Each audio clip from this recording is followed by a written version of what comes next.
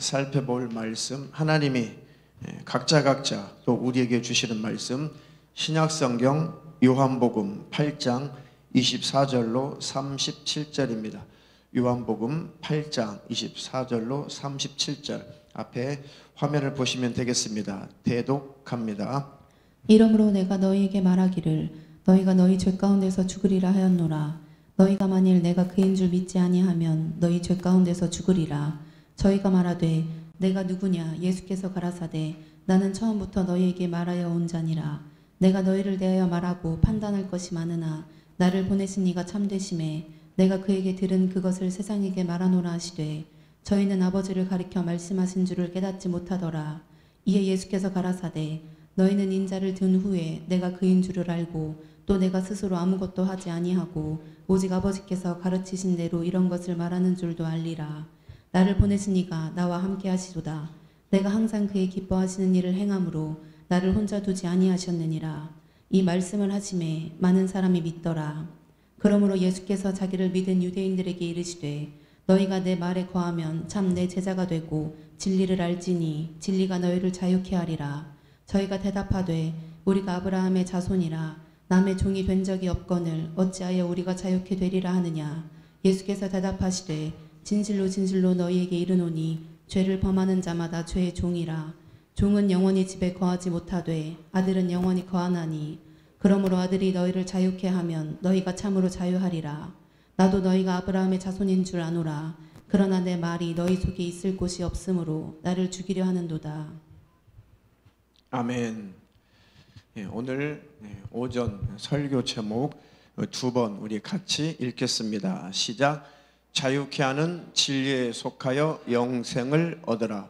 자유케 하는 진리에 속하여 영생을 얻으라.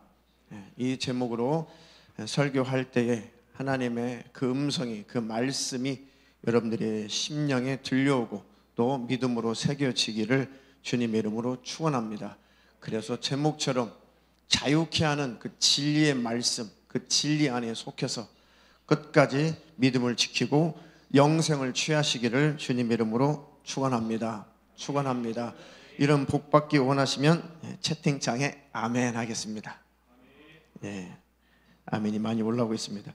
가만 보니까 아직도 잠을 자고 있는 우리 중학생들, 고등학생들, 청년들, 성도님들이 아직 채팅창에 안 나타나고 있습니다. 예, 얼마나 좋은지 몰라요. 채팅창이 있어서. 지금 여기 채팅창이 없는 우리 학생들, 청년들 빨리 전화해서 깨우시고 밥을 같이 먹어야죠. 하나님의 말씀은 생명의 양식입니다. 밥 굶으면 안 되니까 영적인 양식을, 영의 양식을 먹을 수 있도록 아시는 분들 빨리 아이들을 깨워서 권민영님 아멘, 김지훈님 아멘 했습니다. 정예은님 반갑습니다. 하나님 말씀 전하겠습니다. 코로나19 감염병 사태가 일어나서 이렇게 대한민국이, 아니 전 세계가 이렇게 어려움에 처할 줄은, 우리 시대에 이런 일이 있을 것이라고는 우리는 몰랐던 것이죠. 언제든지 이런 일이 있을 것이라고 주님 말씀하셨는데, 그런 말씀들, 그런 성경 구절들을 우리는 잘 알고 또 외우기까지 했었지만 정말 우리 시대에 이런 일이 올까는 우리가 잘 상상을 못했습니다. 그런데 주님의 말씀하심과 같이 그런 때가 오고야 말았습니다. 앞으로 더 큰 환란이 닥쳐올 것입니다.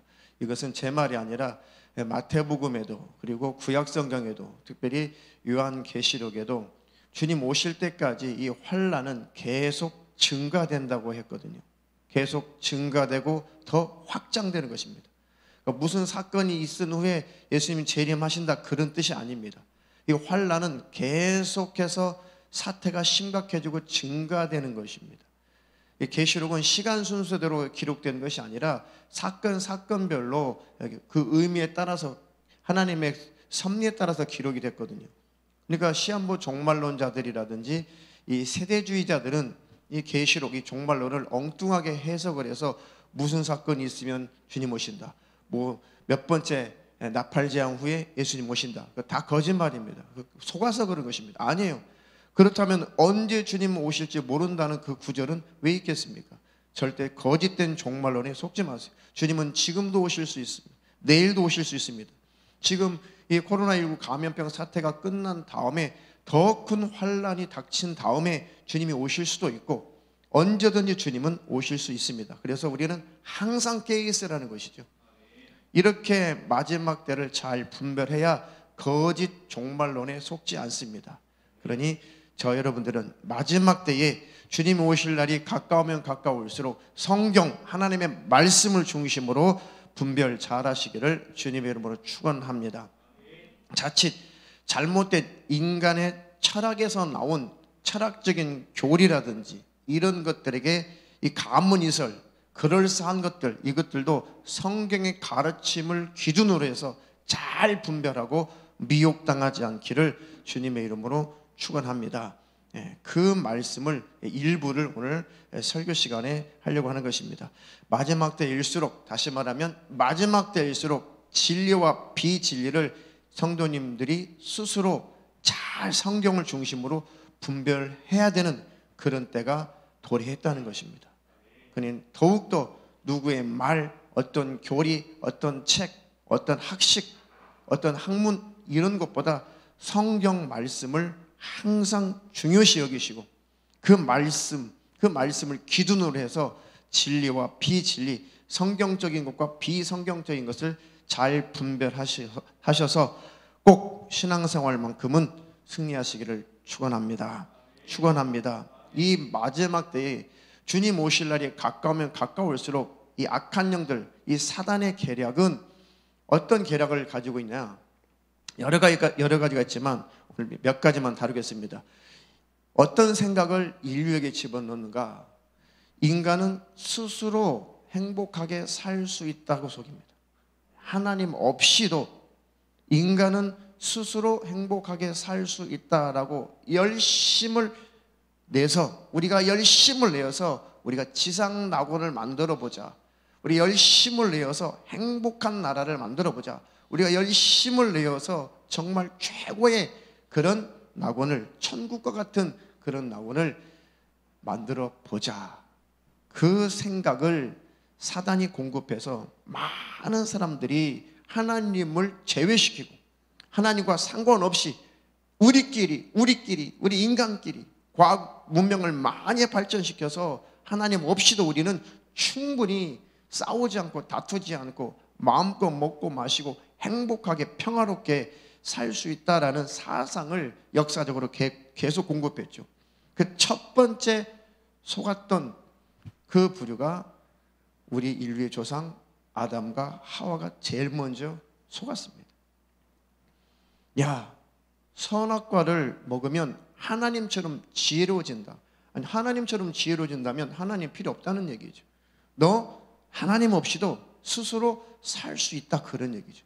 그러니 하나님 간섭받지 말고 하나님이 정하신 선악과 먹지 말라는 그 계명, 그 법, 그까지 지키지 말고 하나님 제외시키고 하나님 없이도 너 오히려 선악과를 먹으면 하나님처럼 되고 하나님같이 지혜롭게 된다. 그러니 행복하게 충분히 살 수 있다. 먹어봐라. 너희는 스스로 이 지상 낙원, 이 에덴에서 행복을 여전히 누리며 살 수 있을 것이다. 그 속임수에 우리 인류의 조상 때부터 속아 넘어간 것이죠. 그리고 결국은 하나님을 떠나서 우리에게 찾아온 것은 온갖 비참한 결과만 초래된 것입니다. 마음속에 죄를 범하니 하나님과 분리되니까 영혼의 죽음이 오죠. 영의 죽음이 오고 그리고 육체의 죽음도 더불어 오고 마음속에는 공포심, 죄는 두려움을 낳죠. 그 두려움 속에 공포, 그리고 행복감이 없죠. 그러니 공허하죠. 그리고 어떻게 하면 행복하게 살 수가 있을까? 근심, 걱정, 염려, 초조하고 불안하고 남의 것을 뺏어서 내 것을 채우려는 욕심, 탐심, 탐욕이 가득해지는 것입니다. 이렇게 하나님을 떠나면 스스로 행복하게 살 수 있을 것 같은데 오히려 반대로 영원한 불행을 초래하게 되는 것입니다. 싸우고 다투고 또 부시고 깨트리고 그리고 진리를 인정하지 않고 나라가 심지어는 민족과 같은 민족끼리 피비린내 나는 싸움, 전쟁을 일으키면서 이렇게 세상은 온통 아주 만신창이가 되어버린 것입니다. 아주 이 지구촌 안에 하루도 쉴 새 없이 이 아우성 소리가 끝날 날이 없죠. 처처의 기근, 지진, 전쟁, 이런 난리와 난리의 소문들이 한시도 끊어질 날이 없는 그런 결과를 초래한 것입니다. 예수 믿는 사람들, 하나님께 돌아오는 사람들은 이런 것들을 보면서 어떤 교훈을 얻습니까? 우리는 창조자 없이, 하나님 없이, 하나님의 도우심과 하나님의 축복 없이는 살 수 없구나. 그것을 교훈하시는 거죠. 그것을 깨달아야 되는 것입니다. 그렇게 깨닫는 자들은 하나님 앞에 돌아오죠. 인생에 실패하고, 가정이 깨지고, 사업에 실패하고, 직장 생활을 하다가 해고당하고, 사람과의 관계 속에서 상처를 받고 상처를 주고, 많은 인생에 힘들고 어려운 일을 겪고, 인생에 마치 광야길을 걷는 것 같은 그 상황 속에서, 그리고 어느 곳에 마음을 둘 수 없는 그런 현상을 보면서 내 마음을 둘 곳이 없구나. 이 땅에서는 진리가 없고 이 땅에서는 참 행복이 없구나. 그러면서 하나님 앞에, 창조자 앞에 자꾸만 다가서게 돼 있고 돌아오게 돼 있습니다. 하나님은 모든 역사를 그렇게 주관하시는 거예요. 돌아오라. 이런 환난 때를 보면서 너희는 내게 돌아오라. 코로나19 이 사태를 보면서 너희는 교만한 마음을 버리고 내게 돌아오라. 할렐루야. 너희는 스스로 존재할 수 없으며 스스로 살 수 없으며 너희는 스스로 영생할 수 없으며 너희는 스스로 복된 나라, 아름다운 나라, 지상 낙원을 만들 수 없다. 하나님께 내게로 돌아오라. 할렐루야. 동의하시면 아멘 하겠습니다. 아멘. 자, 속지 않기를 축원합니다. 그래서 많은 사상가들이, 많은 철학가들이, 많은 정치인들이, 많은 철인들이 얼마나 행복한 사회, 행복한 나라를 만들어 보려고 얼마나 열심을 냅니까? 과학지상주의, 이 과학주의자들이죠. 그래, 다른 진리는 믿을 수 없다. 다른 것은 믿을 수 없으니 과학은 속이지 않을 것이다. 열심을 내어서 이 과학지상주의자들, 이거 철학이거든요. 과학을 신으로 섬기는 거예요. 열심히 과학을 발전시키면, 문명을 발달시키면 우리는 지상낙원을 이룰 수 있을 것이, 질병을 퇴치하고 질병, 모든 전염병, 모든 바이러스를 우리는 정복할 수 있을 것이에요. 천만의 말씀이에요. 아무리 과학이 발달해도 어떤 바이러스가 이 지구상에 존재하는지조차 다시 어떤 것도 다 규정도 되지 않고 있습니다. 바이러스 하나, 코로나19 바이러스 하나 발생해도 요것 하나 가로막지 못하고, 이거 백신 하나 만들지 못하는 게 인생이에요. 그런데 아직도 발견되지 못한 코로나19 이상의 그런 위력을 가지고 있는, 아직 나타나지 않은 그런 바이러스들이 수십 종, 수백 종이 지구상에 아직 있다는 것입니다. 아직 하나님 허락하지 않는 거예요. 그런 것들이 창궐하지 않도록 하나님 허락하지 않기 때문에 지금 과학자들에게 눈에 띄지 않을 뿐이지, 해결되지 않는 그런 바이러스들이, 심각한 병을 일으킬 수 있는 바이러스들이 이 지구촌에 가득해요. 그런데 과학주의, 과학지상주의, 이것은 허무할 뿐입니다. 그것이 좋은 것이 돼, 과학은 좋은 것이 돼, 과학을 신으로 삼지 말고 하나님을 붙잡으시기를 주님의 이름으로 축원합니다. 과거에 칼막스, 레닌주의, 얼마나 사회주의, 공산주의를 꿈꾸면서 정말 평등한 나라, 빈부의 격차가 없는 나라, 완전한 나라, 이런 지상낙원을 이루자라고 얼마나 많이 싸우고 다투고 피비리 나는 전쟁을 일으키면서 그 사회주의, 공산주의, 그 복된 나라를 만들어보려고 얼마나 노력했습니까? 참 그 노력은 가상했지만 그러나 얼마나 참혹한 결과를 낳았냐 이거죠. 혹시 인간의 꾀에서, 인간의 철학에서, 인간의 잘못된 사단으로부터 주입된 그 사상을 받아들인 결과물인 것들입니다. 역사가 훤히 증거하고 있죠. 저 여러분들은 오직 성경으로 돌아오시고 하나님의 말씀을 사모하고 하나님을 잘 섬기고 하나님의 법대로 살아서 행복을 누리시기를 주님의 이름으로 축원합니다. 네, 동의하시면 아멘 하겠습니다. 아멘. 자, 이렇게 우리는 하나님이 계셔야만, 하나님이 도우셔야만, 하나님이 역사하셔야만 살 수 있다. 인간은 스스로의 노력으로 죄를 극복할 수 있다라고 또 속입니다. 모든 것은 욕심 때문에 인간은 불행하다. 찾기는 세상 사람들도 잘 찾아요. 그렇죠. 성경에도 있잖아요. 욕심이 잉태한 즉 죄를 낳고 죄가 장성한 즉 사망을 낳느니라. 아, 그렇구나. 죄라는 것은 욕심 때문에 발생하는 거구나. 예수 안 믿는 사람들도, 많은 철학가들도, 많은 동양 철학자들도 이것까지는 잘 발견했어요. 오, 욕심, 이게 문제였구나. 원인까지는 발견할 수 있죠. 근데 원인을 해결할 수 있는 능력은 없는 거예요. 아, 욕심, 맞아. 이 욕심, 이게 원인이었구나. 이게 바로 범인이었구나. 아, 범인 찾았다. 이 욕심만 없애버리면, 욕심만 제거하면 이제 이 인류는 행복하게 살 수가 있다. 그런데 누가 이 욕심을 이길 자가 누가 있냐 이거죠. 누가 그 욕심을 이길 수가 있습니까? 시다르타, 인도의 왕자였죠. 시다르타, 그 붓다가 정말 나무 밑에서 사색하고 또 사색하고 어떻게 하면 해탈할 수 있을까? 어떻게 하면 열반에 들어갈 수가 있을까? 어떻게 하면 이 욕심에서 벗어날 수가 있을까? 어떻게 하면 이 윤회의 굴레에서 벗어날 수가 있을까? 아, 욕심만 버리면 되는데 어떻게 하면 욕심을 버릴 수 있을까? 찾다 못 찾고 제자들에게 너희는 그 욕심을 버릴 수 있는 그 길을 찾으라. 그 도를 찾으라. 도를 찾으라 하고 죽었어요. 결국은 사실 시다르타는 불교를 만들진 않았습니다. 그 제자들이 불교를 만든 거죠. 그 가르침을 집대성해서 불교를 만든 것이지 시다르타는 처음부터 불교라는 종교를 만들지 않았습니다. 오히려 고급 종교였죠. 불교가 사색하고 도를 닦고 어떻게 하면 욕심을 버릴까. 그런데 고급 종교라도 진리는 없다는 거예요. 왜요? 욕심을 버릴 수 있는 방법을 찾지도 못하고 찾을 수도 없고 버릴 수도 없기 때문에 그렇습니다. 그 노력이 참 안쓰럽기도 하고 가상하기도 하지만 영적으로 보면 어리석은 짓입니다. 아니에요. 우리는 스스로 노력으로 죄를 이길 수가 없습니다. 우리 주님이 피 흘리지 않았다면 우리 죄는 해결되지 않습니다. 성령의 충만함을 받지 아니하면 우리는 죄를 이길 수 있는 능력이 없습니다. 하나님을 떠나서 이미 우리는 타락한 존재예요. 육신의 소욕이 들끓죠. 육체의 정욕이 들끓죠. 오늘 성령에 충만하고 모든 죄를 다 이길 수 있을 것 같았는데 잠을 자고 일어나면 금방 짜증나고 금방 그 피곤에 못 이겨서 금방 이 말이 거칠어지고 금방 우리는 죄를 토해내는 그런 존재인 것입니다. 그러니 예수님이 피 흘리지 않았다라면 어찌 우리가 죄 사함 받고 죄의 문제가 해결되며 천국에 갈 수가 있겠습니까? 성령님이 우리를 충만하게 지배하시지 않는다면 어찌 우리는 육신의 소욕 하나 이길 수가 있겠습니까?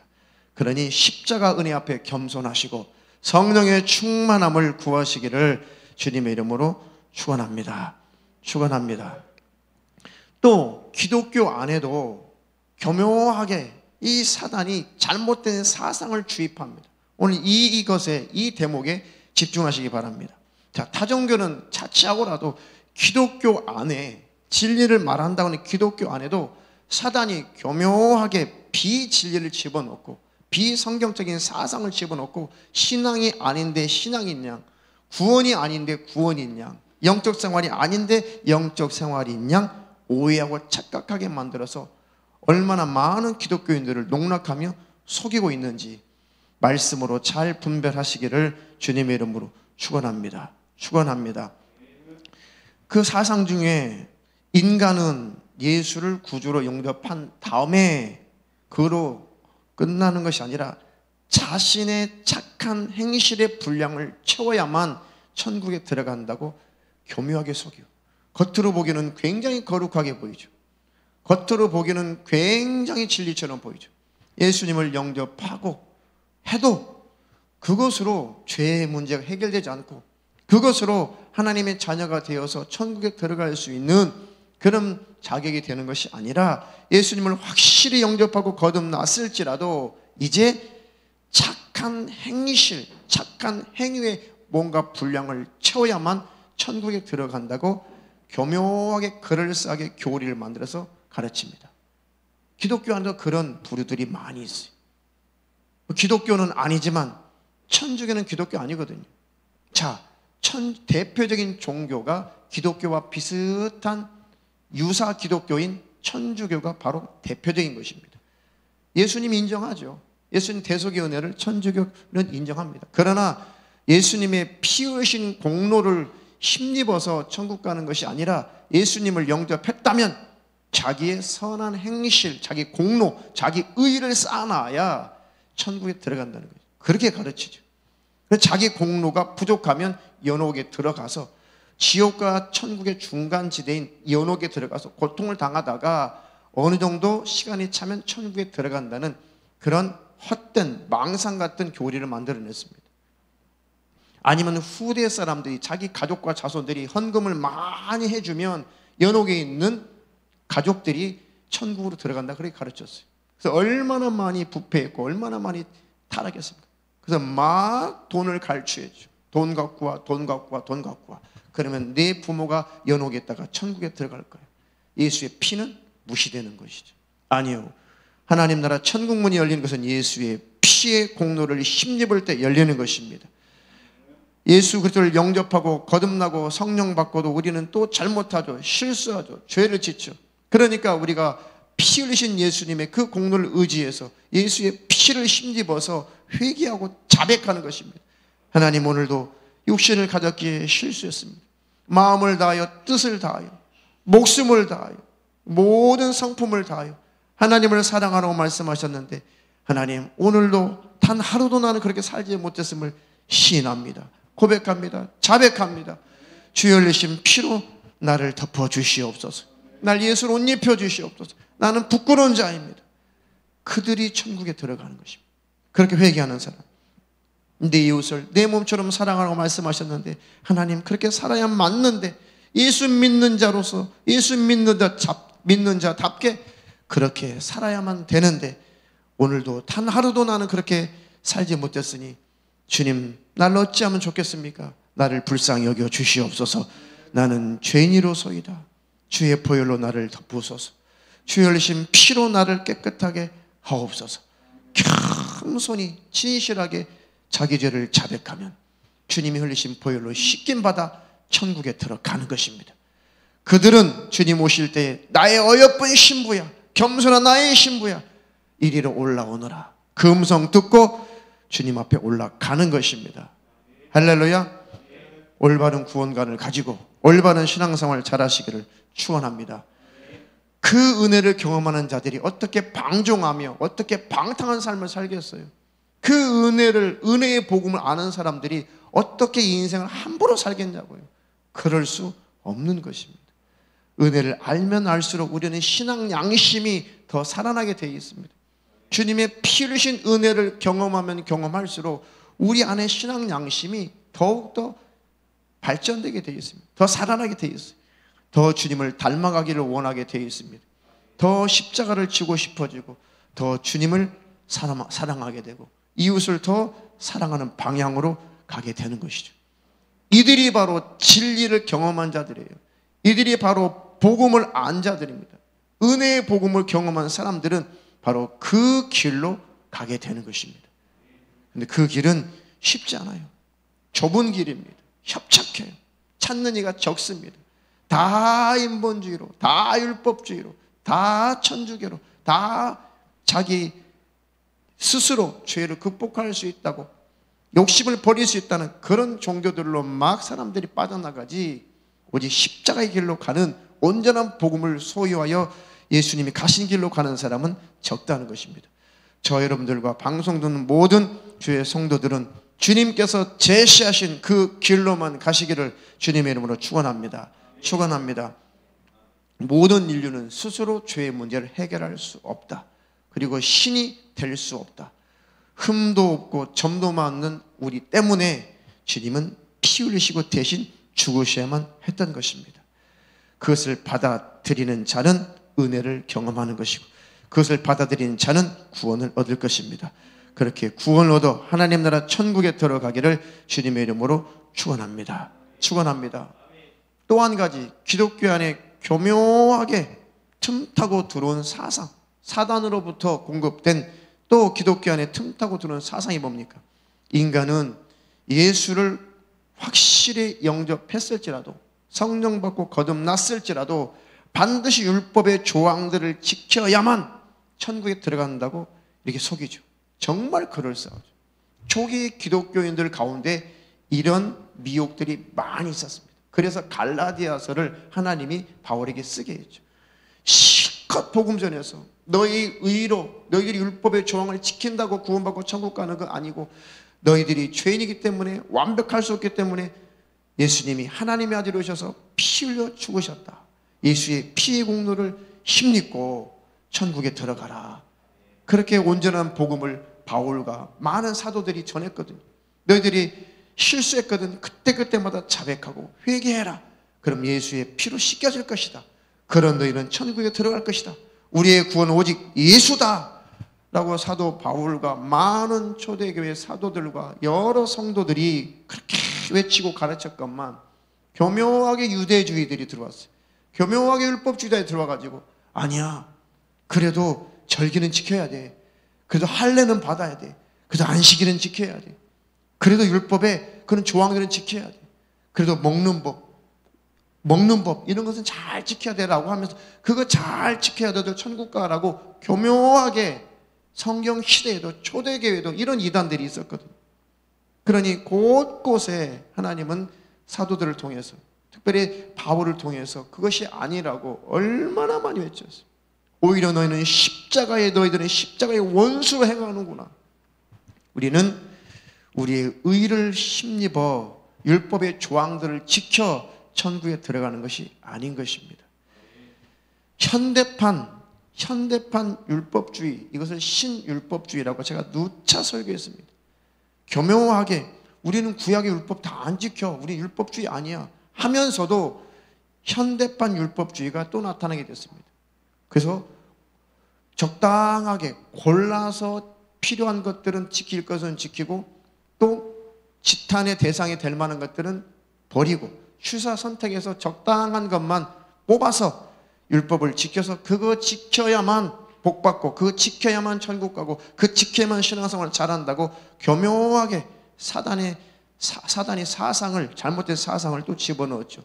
이것을 오늘날 신율법주의라고 하는 것입니다. 현대판 바리새인, 현대판 율법주의죠. 얼마나 교묘합니까?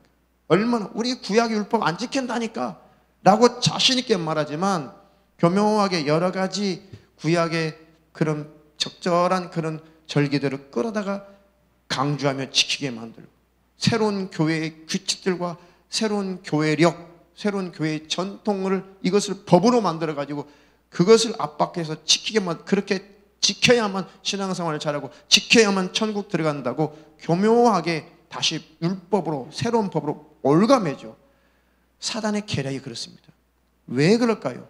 예수님이 피의 공로를 무력화시키려고 그러는 거예요. 예수님의 피 흘리신 그 의미를, 피 흘리신 그 은혜를 잔인하게 짓밟아 버리려고 사단이 계략을 쓰는 것입니다. 겉으로는 굉장한 것 같아요. 열심을 내게 만들죠. 얼마나 열심을 내게 만듭니까? 각종 구약적인 그 절기를 막 지키게 만들어요. 맥주절을 지켜라, 천열매를 드려라, 주일은 안식일처럼 지켜라, 이런 음식은 먹지 마라, 저런 음식 먹지 마라 하면서 얼마나 율법의 그런 예수님이 십자가에서 패해버린 것들을 얼마나 끌어다가 지금도 지키게 하느냐. 속지 않기를 주님의 이름으로 축원합니다. 구약의 절기는 여호와의 절기, 예수님이 이루실 일들을 상징했던 것뿐이에요. 맥주절이 뭐라고 그랬습니까? 초실절, 천열매가 뭐예요? 이제 밀이나 보리가 있게 되면 처음 것을 취에다가 하나님 앞에 올려드리는 것이 천열매죠. 그것이 바로 초실절이에요. 처음 수확했을 때 하나님께 드렸던 그것이 바로 천열매, 그것이 바로 초실절입니다. 초실절. 그건 뭐예요? 신약에 다 풀어주죠. 그것은 예수 그리스도의 생애를 예표하는 것인데 부활의 천열매신 예수를 상징했던 거예요. 그러니 구약적인 천열매는 예수님이 다 부활하셔서 이루셨기 때문에 의무적으로 법적으로 하는 게 아니고 아닙니다. 단지 하고 싶다면 하나님의 은혜에 감격하고 감사해서 자원함으로 드리는 것뿐이에요. 법이 되면 안 되는 것입니다. 법으로 묶어놓으니까 정죄받고 예수의 피 공로를 힘입지 못하고 지옥의 멸망에 들어가는 것입니다. 그 다음에 50일이 다 지나면 첫 번째 보리와 밀을 수확한 다음에 50일이 지나면 그 이스라엘의 그 문화는 그때쯤 되면 모든 수확을 다 마쳐요. 보리 수확을 다 마칩니다. 밀 수확을 다 마쳐요. 50일. 그래서 77절이라고 하죠. 77에 49. 그리고 50일째 되는 날. 그래서 7일이 7번 지나갔다고 해서 77절이라고도 하고, 근데 그 다음이 50일이니까 오순절이라고도 하고, 보리를 다 수확을 마쳤기 때문에 그것을 맥추절이라고 해요. 같은 절기입니다. 맥추절, 77절, 다 오순절, 다 같은 절기죠. 자, 오순절은 익숙할 거예요. 그것은 뭘 말합니까? 예수님이 첫 부활하시고 이 땅에 40일 계시고 하나님 보좌 우편에 계시다가 이 세상, 이 지구의 시간으로 열흘 만에 성령으로 우리 안에 오셨죠. 그 날을 오순절이라고 하잖아요. 오순절. 그것이 바로 구약의 맥추절이었던 거예요. 구약의 맥추절은 바로 예수님이 부활 승천하시고 성령으로 50일 만에 오순절에 우리 심령 안에 오실 것을 상징하는 것이 구약의 맥추절 아닙니까? 예수님이 다 이루셨어요. 그런데 그 예수님의 역사를 무시하는 것이 구약의 그 율법을, 그 절기를 끌어다가 지키는 거예요. 왜 지키냐고요? 예수님 부활 안 하셨나요? 예수님이 승천 안 하셨나요? 예수님이 성령으로 우리 안에 안 오셨나요? 오셨잖아요. 오셨으면 맥추절은 끝나버린 겁니다. 그 날이 바로 성령 강림이에요. 엄밀히 말하면 성령 강림과 맥추절은 같은 날이죠. 근데 왜 맥추절을 따로, 성령 강림절 따로 돈 내나 헌금 내나 왜 그렇습니까? 이게 기독교가 타락한 길이에요. 그러니 기독교가 타락한, 돈 하다가 외형 하다가 실적 하다가 인원수 하다가 진정한 신앙생활을 무엇인지 가르치지 않고 이렇게 교회는 잔인하게 타락하게 된 것입니다. 저 여러분들 속지 않기를 주님의 이름으로 축원합니다. 축원합니다. 그 외에 많은 추가된 기독교 절기가 있습니다. 잘 사용하면 신앙생활에 유익하지만 이것을 교묘하게 법으로 만들어버린다면 또 사단에게 속는 거예요. 대표적으로 추수감사절. 어디 성경에 추수감사절 지키라는 것이 어디 있습니까? 너무 감사해서 예배할 수 있어요. 추수하게 하신 하나님 감사합니다. 감사 예배할 수 있어요. 그걸 절기로 만들어서 지켜야만 신앙생활을 잘하고 돈 내야만, 헌금해야만 하나님 사랑하는 것처럼 그렇게 사기치는 것은 사단의 계략인 것입니다. 그래 얼마나 짓눌립니까? 얼마나 정죄받아요. 하나님 나는 돈이 얼마 없는데 이 정도 드린다고 하나님 내 헌금 받으실까? 얼마나 기독교인들이 쥐어 짜여서 얼마나 고통을 당하냐. 하나님을 사랑의 하나님으로 여기나요? 그런 율법 아래 갇힌 자들이 얼마나 하나님을 부담스러워요. 얼마나 절기만 되면 하나님 앞에 부담스러워요. 돈 내기가 얼마나 부담스러워요. 그리고 얼마나 정죄를 많이 받습니까? 나 이 정도 이 조금 낸다고 하나님이 기뻐하실까? 다른 사람 나보다 더 많이 낼 텐데 얼마나 많이 정죄받습니까? 이게 사단의 계략인 것입니다. 우리를 자유케 하시려고 주님이 십자가에 매달렸는데 왜 종의 멍에를 다시 매냐고요. 속지 않기를 축원합니다.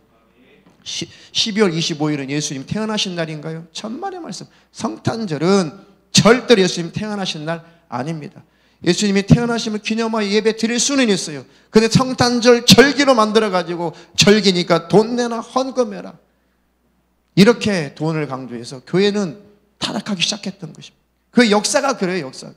천주교가 타락했던 것도 그렇죠. 우리 기독교가 타락했던 것도 결국은 이런 율법주의 때문에 타락했던 거예요. 율법주의는 결국은 기복신앙과 같은 것이고 결국은 돈과 관계되어 있는 것입니다. 돈 내라. 돈 내라. 그렇지 않으면 저주가 온다. 복이 없다. 심지어는 천국에 못 들어간다. 이렇게 만들어낸 것입니다. 성령 강림절. 어디 성경에 성령 강림절 지키라는 데가 어디 있습니까? 성령님 강림하신 거 감사해서 우리가 헌금도 할 수 있고 감사해서 예배 드릴 수 있어요. 그러나 절기라는 법으로 만들어서 언제 절기 지키라고 성경에 한 구절이라도 있다는 이거죠. 결국은 다 돈이에요. 돈 내놔. 성령 강림절이야. 이번에는 절대로 하나님 섭섭하지 않게 돈 내놔 하면서 돈을 강조하다 보니 교회가 배부르게 되고 부자가 되고 욕심이 되니까 교회는 타락의 일로에 접어드는 것입니다. 지금만 그런 것이 아니라 교회 역사가 그렇게 해왔어요. 속지 않기를 축원합니다. 성경에 언제 부활절을 절기로 만들어 지키라는 곳이 어느 곳에 있습니까? 언제 주님이 부활절을 지키라고 그랬어요? 한 구절도 없습니다. 다 돈이에요, 돈. 온전한 신앙생활을 버리고 다 돈 때문에 그렇습니다. 그러니 기독교가 지금의 기독교가 타락해버린 거예요. 배부르게 되니까. 저와 여러분들 속지 않기를 주님의 이름으로 축원합니다. 이런 거 안 한다고 얼마나 우리 교회가 개척할 때부터 이런 거 안 한다고 얼마나 많이 공격받았습니까? 이런 거 안 한다고 우리 교회를 오히려 인본주의적인 교회라고 타락한 교회라고 얼마나 사람들이 많이 매도했습니까? 심지어 헌금 시간이 따로 없이 헌금함을 뒤에다 놓고 자유롭게 믿음으로 감사해서 헌금하라고 했더니 그 모습을 보고 얼마나 우리 교회를 타락했다고 그렇게 매도했습니까? 그러면 왜 그렇게 우리 교회를 매도한 곳은 매도한 사람들은 왜 온라인 헌금을 왜 이렇게 강조하는데요? 아니 헌금하면 헌금하는 것을 인본주의라면 헌금함도 없이 헌금하는 온라인 헌금은 왜 강조하냐고요? 하지 말아야지. 왜 온라인 헌금은 그렇게 돈 안 들어올까 봐 강조하면서 헌금함 뒤에 놓고 자유롭게 헌금하는 우리 교회를 인본주의적인 교회로 타락한 교회로 왜 매도하냐고요? 벌써 아닌 것이 드러나지 않습니까? 코로나 사태를 통해서 아닌 것이 드러나잖아요. 직접 하나님께 드려야 헌금이다. 헌금에 넣으면 안 된다. 그럼 온라인 헌금은 왜 걷냐고요? 왜? 아니에요. 어떤 헌금이든 온라인 헌금이든 헌금하면 넣는 헌금이든 걷는 헌금이든 하나님 앞에 믿음으로 감사로 자원하여서 드리는 것이 온전한 헌금인 거예요. 형식은 그다지 중요하지 않습니다. 우리의 중심과 우리의 마음을 드리는 것이 바로 온전한 헌금 생활인 거예요. 이해가 되시면 아멘 하겠습니다. 할렐루야. 여러분 하늘빛 사랑교회 성도님들 어떤 소리가 들려와도 담대하시고 당당하세요. 아닌 것은 물어보세요. 성경에 있는가 없는가. 어디 성경에 맥주절 지키라는 데가 어디 있어요? 성경 어디 첫 열매 드려야만 된다고 했어요? 어디 주일을 안식법에 입각해서 주일 지키라는 곳이 어디 있습니까? 음식법이 어디 있어요? 추수감사절 지키라, 성탄절 지키라, 성령 강림절 지키라, 부활절 지키라는 곳이 성경 어디 한 구절이라도 있다나 이거죠. 없어요. 속지 않고 이런 것에 억눌려서 이런 것에 지배당해서 난 하나님 사랑 안 하는가 봐. 헌금 조금 하고 아이고 어떡하지? 하나님 나 사랑하지 않으면 어떡하지? 나 저주받으면 어떡하지? 나 천국 못 가면 어떡하지? 이렇게 사단이 신율법으로 올가매는 거예요. 그래서 교회는 예수의 피 은혜에 감격하지 못하게 되는 것입니다. 사랑의 하나님, 은혜의 하나님 몰라보게 되는 것입니다. 그죠? 심판 하나님, 두려움의 하나님, 탈락시킨 하나님, 나를 저주하는 하나님, 헌금 많이 안 내면 축복도 안 하는 하나님, 이런 하나님으로 둔갑시켜버리는 것이죠. 속지 않기를 축원합니다. 성경적인 근거 두 가지만 되겠습니다. 골로새서 2장 16절로 17절. 그러므로 먹고 마시는 것과 절기나 월삭이나 안식일을 인하여 누구든지 너희를 편론하지 못하게 하라. 이것들은 장래일의 그림자이나 몸은 그리스도의 것이니라. 아멘. 먹고 마시는 것, 절기, 월삭. 월삭은 매달 처음으로 하나님 앞에 드리는 거예요. 매달 첫 것을. 그리고 안식일 이런 거 지키지 않는다고 너희들을 판단하지 않게 하라. 다 그런 거 지나가는 것이다. 이것들은 장래일의 그림자잖아요. 이런 구약의 이런 법들은 장래 예수님이 오셔서 이루실 그림자라잖아요. 예수님이 다 이루셨다는데 이걸 왜 또 꺼내다가 지켜서 돈을 칼취하냐고요. 왜 성도들을 비참하게 만들고 율법 아래 갇힌 자들은 저주가 임하게 되어 있어요. 복이요? 무슨 복이요? 율법적으로 헌금한 자들에게는 가난이 오게 되어 있어요. 질병이 와요. 저주가 옵니다. 귀신들이 역사해요. 속지 않기를 축원합니다. 한 구절 더. 갈라디아서 5장 1절. 그리스도께서 우리로 자유케 하려고 자유를 주셨으니 그러므로 굳세게 서서 다시는 종의 멍에를 매지 말라. 아멘. 얼마나 하나님이 안타까우면 사도 바울을 통해서 그리스도께서 우리로 자유케 하려고 월삭, 안식법, 먹는 법, 마시는 법 이런 수많은 구약의 그런 절기들 이런 것들을 지켜야 할례하는 법 이런 것들을 지켜야 죄가 사라지는 것도 아니고, 이런 거 지켜야 구원받는 것도 아니고, 이거 지켜야만 천국 가는 것도 아니고, 이것은 예수님이 다 이루실 것을 예표한 것들 뿐이었고, 이미 예수님이 그것들을 이루셨다.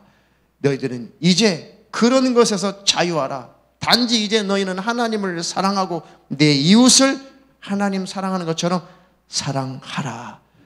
그 법을 주신 거예요. 그게 바로 진정한 율법이에요. 율법을 한마디로 압축하면 사랑이라 했죠. 사랑. 하나님을 사랑하라. 네 이웃을 네 몸처럼 사랑하라. 왜 그 율법, 왜 그 법은 지키지 않고 엉뚱한 절기, 엉뚱한 구약의 법을 지키면서 그것이 하나님을 사랑하는 것이냐 착각하게 만드냐고요. 사단의 계략입니다. 다 결국은 돈이에요. 돈. 그 돈의 욕심 때문에 망하는 것입니다. 속지 않기를 축원합니다. 우리로 자유케 하려고 자유를 주셨으니 십자가에서 피 흘려 우리에게 자유의 법을 주셨는데, 굳세게 서서 다시는 종의 멍에를 매지 말라. 주의를 안식일처럼 지키는다고 종처럼 매이지 마라. 이것은 먹어도 되고 저것은 안 먹어도 되고, 음식법에 절대 종처럼 매이지 말아라. 절기 지키느라고 종처럼 매이지 말아라. 천열매 내야 된다고 그 종처럼 얽매이지 말아라. 이것들은 다 그림자고 예수님이 십자가에서 다 이루신 것이다. 하고 싶거든 믿음으로, 기쁨으로, 자원함으로, 감사함으로, 하나님을 사랑함으로 하든지, 이웃을 사랑함으로 섬기든지, 하나님의 나라가 확장되며 복음이 증거되며 전 세계 선교사들을 위해서, 전 세계 복음 나가서 복음 전하는 그들을 위해서 우리는 헌금하죠. 당연히. 왜? 우리가 받은 이 구원이, 우리가 받은 이 복음이 너무 값지고 이것을 알지 못한 자들 멸망하니까 이 복음을 숭들기 위해서 우리는 감격해서 헌금하고 교회를 세우고 선교사들을 후원하고 전 세계 나가 복음 전하는 그들에게 후원하고, 가난한 자를 돕고 과부를 돕고 고아를 돕고 없는 자를 구제하고 하는 것이 헌금의 목적일 뿐이에요.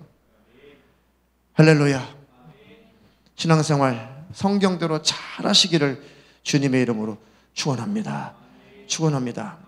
끊임없이 자신의 의를 내세워 영생을 얻으려는 그 인간의 어리석고 안쓰러운 그 노력일 뿐이에요.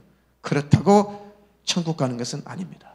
사단에게 속아서 진리를 찾지 못하고 진리를 전해도 거절하고 결국은 지옥으로 가는 길인 것입니다. 속지 않기를 주님의 이름으로 축원합니다. 이런 사람들이 예수님 당시도 있었어요. 그래서 예수님이 강력하게 경고하셨죠. 마태복음 23장 12절로 15절. 누구든지 자기를 높이는 자는 낮아지고 누구든지 자기를 낮추는 자는 높아지리라. 아멘. 자기를 높이는 자가 누굽니까? 하나님, 제가 전 재산은 털어바쳤습니다. 하나님, 제가 전도를 이렇게 많이 해왔습니다. 하나님, 절기 때만 되면 저는 부은에 넘치게 헌금했습니다. 하나님, 저는 예배에 빠진 적이 없습니다. 하나님, 저는 열심히 금식도 하고 저는 기도 시간에 빠진 적이 없습니다. 하나님, 이렇게 저는 열심히 했습니다. 이게 자기 높이는 자예요. 계속 읽으세요. 화 있을진저 화 있을진저 외식하는 서기관들과 바리새인들이여, 너희는 천국 문을 사람들 앞에서 닫고 너희도 들어가지 않고 들어가려 하는 자도 들어가지 못하게 하는도다. 이들이 천국 문을 닫고 자기도 못 들어가고 다른 사람도 못 들어가게 한대잖아요. 계속 화 있을진저 외식하는 서기관들과 바리새인들이여, 너희는 교인 하나를 얻기 위하여 바다와 육지를 두루 다니다가 생기면 너희보다 배나 더 지옥 자식이 되게 하는도다. 교인 하나를 얻기 위해서 바다와 육지를 두루 다니다가 생기면 그 교인 하나 얻는 것, 교인 하나 예수 믿는 것이 얼마나, 지금으로 말하면, 지금으로 해석하면 교인 하나 얻는 것, 교회 안에 들어와서 예수 믿겠다고 온 사람들이 얼마나 귀하냐고. 그들을 율법주로 신율법주로 가둬서 배나 더 지옥 자식이 되게 하는도다. 예수의 피의 공로를 희미하게 만들고 자기 의의를, 자기 열심을 내세워서 천국에 들어가게 만드는, 그렇게 미혹하는 것은 배나 지옥 자식이 되게 한다는 것입니다. 속지 않기를 축원합니다. 이어서 24절. 소경된 인도자여, 하루살이는 걸러내고 약대는 삼키는도다. 소경된 인도자여, 하루살이는 걸러내고 약대는 삼켰다. 얼마나 교묘합니까? 얼마나 교묘. 작은 것은 그냥 걸러내요. 큰 것은 꿀꺽꿀꺽 삼키죠. 다시 말해 큰 죄, 큰 욕심, 이것은 다 덮어두고 그저 지극히 작은 것들, 이것들 가지고 막 회개를 외치죠.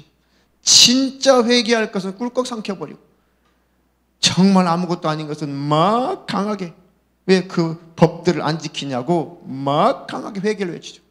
하루살이는 걸러내고 약대는 꿀꺽꿀꺽 삼키는 것입니다. 계속 화 있을진저 외식하는 서기관들과 바리새인들이여 장과 대접의 겉은 깨끗이 하되 그 안에는 탐욕과 방탕으로 가득하게 하는도다. 소경된 바리새인아 너는 먼저 안을 깨끗이 하라. 그리하면 겉도 깨끗하리라. 아멘. 진정한 신앙생활, 정말 복음을 가진 자는 안을 깨끗이 해가는 거예요. 할렐루야. 안을 깨끗이 하면 겉도 깨끗해진다잖아요. 저 여러분들은 먼저 복음을 받은 자로서 이 안을 깨끗이 하고 겉도 깨끗해지기를 주님의 이름으로 축원합니다. 축원합니다. 그 안에 탐욕과 탐심, 방탕이 가득하다. 율법 아래 갇힌 자들은 탐심, 탐욕, 정욕이 가득한 것입니다. 속지 않기를 축원합니다.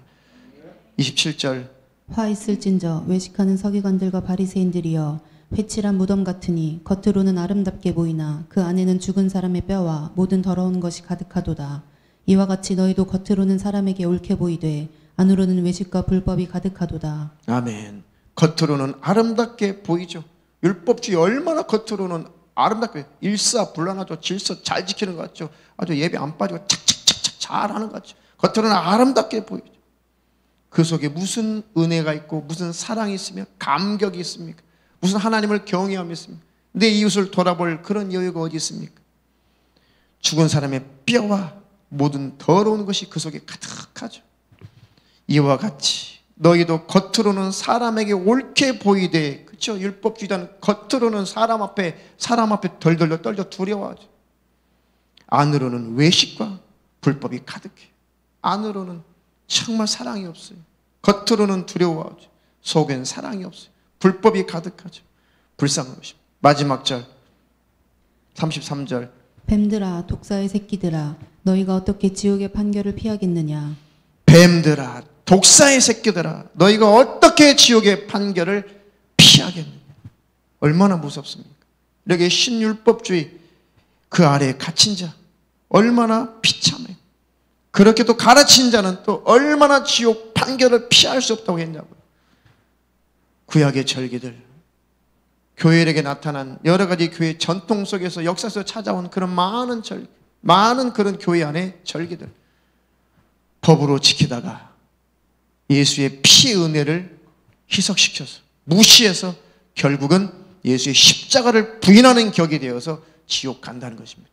지키세요. 지키려면 기쁨으로, 법으로 지키지 말고 하나님 추수 우리나라 추수 잘했으면 너무 감사해요. 너무 하나님 복 주셔서 감사합니다. 우리도 풍년이네요. 내가 그냥 있을 수 없어 하나님 앞에 감격하고 감사해서 하나님 앞에 복음이 잘 증거될 수 있도록 헌금하겠습니다. 오케이, 그건 감사하죠. 하나님께 자원해 드리는 것이니까 누구든지. 근데 왜 절기로 만들어가지고 성도들을 그렇게 가난하게 만들고 저주받게 정죄하고 괴롭히냐는 것이.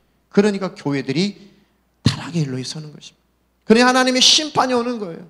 교회들이 진리를 버리니까, 진리 아닌 것을 진리로 가르치니까, 예수의 십자가의 은혜를 희석시켜 버리니까 하나님이 진노하시는 것입니다.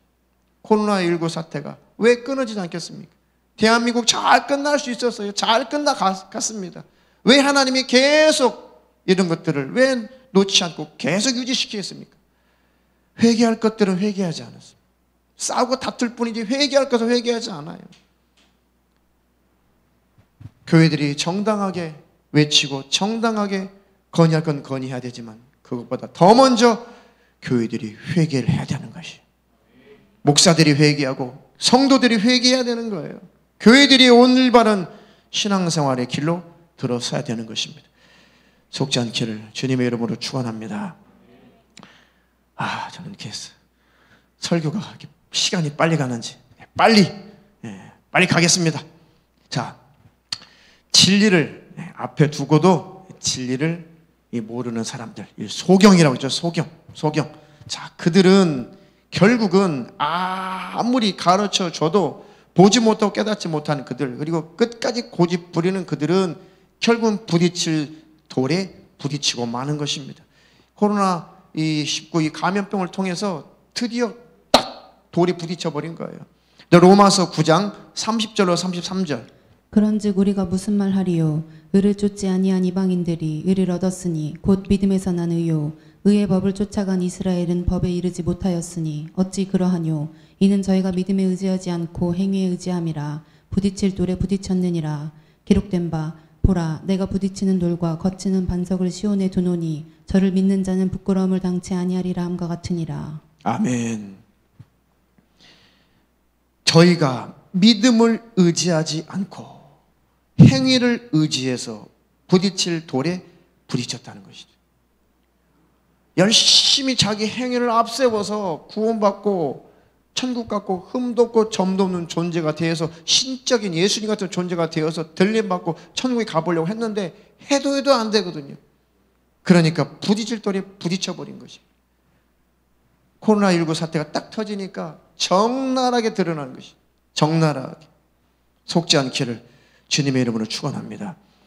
그래서 복음이라고 하는 진리이신 예수님과 대항한다면, 진리와 싸운다면, 복음과 싸운다면, 예수님과 대항하여 싸운다면 박살난다고 마태복음 21장 42절로 46절에 말씀했습니다. 예수께서 가라사대 너희가 성경에 건축자들의 버린 돌이 모퉁이의 머릿돌이 되었나니 이것은 주로 말미암아 된 것이요 우리 눈에 기이하도다 함을 읽어본 일이 없느냐. 그러므로 내가 너희에게 이르노니 하나님의 나라를 너희는 빼앗기고 그 나라의 열매 맺는 백성이 받으리라.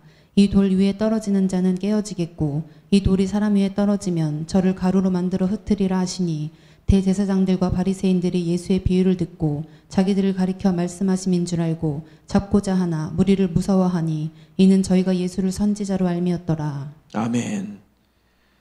예수님이라고 하는 진리라고 하는 이 복음이라고 하는 그것이 왔을 때 덤비지 말라는 것입니다.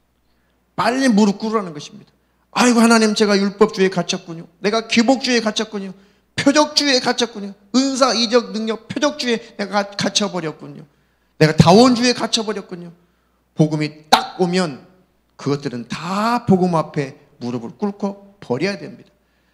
아닙니다. 나는 끝까지 복음과 싸우겠습니다. 그 돌이 위에 떨어지면 깨져버린다. 박살낸다는 것입니다. 이 돌이 사람 위에 떨어지면 저를 가루로 만들어 흩어버린다는 것입니다. 복음을 이길 자는 없어요. 진리를 이길 자는 없는 것입니다. 주님 오시면 가루처럼 만들어버릴 것입니다. 주님 오시면 다 깨트려버릴 것입니다. 진리신 주님이 오시면 비진리는 다 깨트려지고 망가지고 가루처럼 흩날려질 것입니다.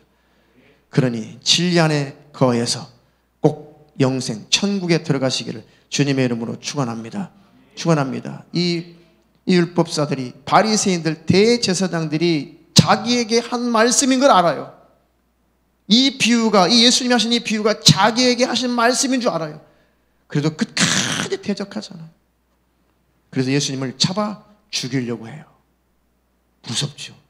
야, 비진리가 진리를 잡아 죽이려고 그래. 얼마나 인간이 악독합니까? 자기에게 한 말인 것도 알아. 그래도 안 받아들여. 얼마나 무섭습니까? 인간의 교만이. 자기 예수님을 잡고자 해서 죽이려고 하지만 많은 사람들이 예수님을 선지자쯤으로 알기 때문에 아직 기회를 엿보고 있는 것이고 예수를 손대지 않아요. 결국은 이들이 이 율법주의자들이 결국은 예수를 십자가에 매달아 죽여버렸어요. 이렇게 무서운 것입니다. 율법 아래에 있는 자는 다시 말하면 자기 행위를 의지해서 천국에 들어가려고 하는 자이고 진리 아래에 있는 자는 진리 안에 있는 사람은 예수님의 의의를 자랑하고 예수님의 의의를 힘입어서 천국에 들어가려고 하는 거예요. 이 차이가 있는 것입니다. 우리의 구원은 예수요. 누가복음 18장 9절로 14절. 또 자기를 의롭다고 믿고 다른 사람을 멸시하는 자들에게 이 비유로 말씀하시되 두 사람이 기도하러 성전에 올라가니 하나는 바리새인이요 하나는 세리라. 바리새인은 서서 따로 기도하여 가로되 하나님이여 나는 다른 사람들 곧 토색, 불의, 간음을 하는 자들과 같지 아니하고 이 세리와도 같지 아니함을 감사하나이다.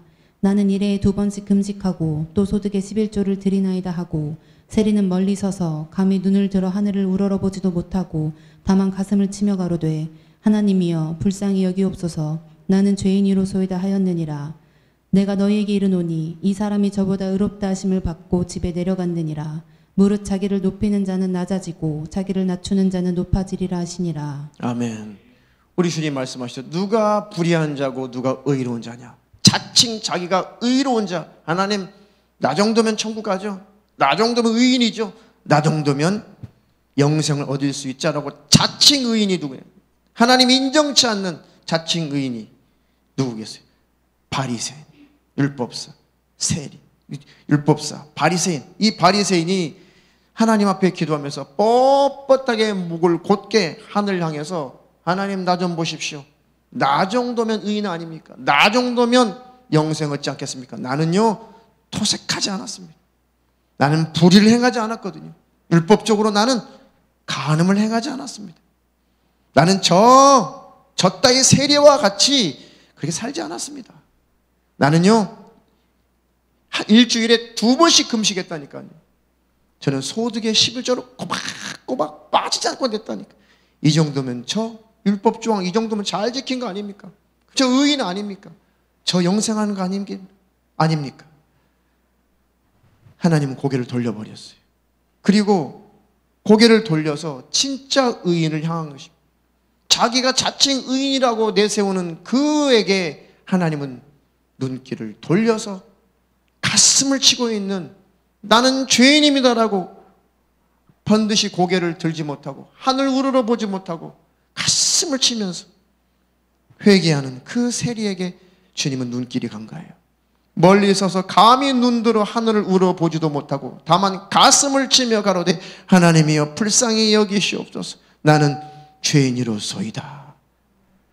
내가 너에게 이르노니 이 사람이, 이 세리가 자칭 의인이라고 저렇게 교만을 떨고 있는 저 바리새인보다 의롭도다 하심을 받고 집에 내려갔느니라. 무릇 자기를 높이는 자는 낮아지고 자기를 낮추는 자는 높아지리라. 자기를 높이는 자는 자기 의의를 내세우는 것입니다.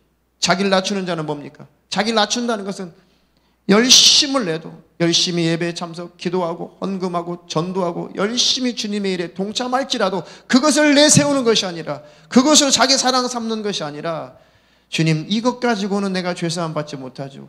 이것 가지고 천국 가는 것은 아니죠. 이것은 내가 너무 나를 구원하신 은혜에 감격해서 제가 감사로 하는 것이고, 그러나 주님이 피 흘리신 공로를 힘입어 나는 주님 나라 들어가기를 원합니다. 나의 의의는 없습니다. 나는 죄인이요 나는 아무것도 아닙니다. 이들이 자기를 낮추는 자고 예수님만 높이는 자인 것입니다. 이들만 들림받고 이들만 천국 가는 것입니다. 이렇게 살기를 주님의 이름으로 축원합니다. 진짜 자유자가 되기를 주님의 이름으로 축원합니다. 정말 자유한 모습을 저는 몇 번 목격한 적이 있습니다. 이 말씀만 마치고 통성으로 기도하겠습니다. 제가 중국 쪽으로 한 보름, 열흘 정도 이 단기 전도 여행을 간 적이 있습니다. 중국에 여러 차례 단기 전도 여행을 간 적이 있습니다.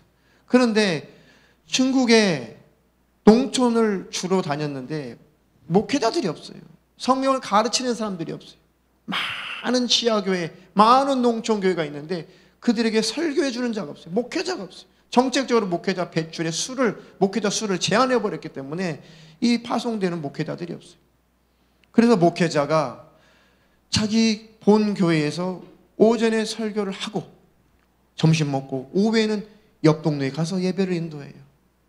그리고 그곳에서 잠을 자고 이제 월요일 되면 다른 동네, 그리고 월요일 오후에 다른 동네 자고 화요일 날 오전 오후 일주일 내내 순회하면서 말씀을 전하고 이제 토요일 밤에 자기 본 교회로 돌아와서 또 주일 예배, 오전 예배 인도, 또 계속 로테이션, 계속 돌면서 순회하면서 설교하는 목회자가 있어요.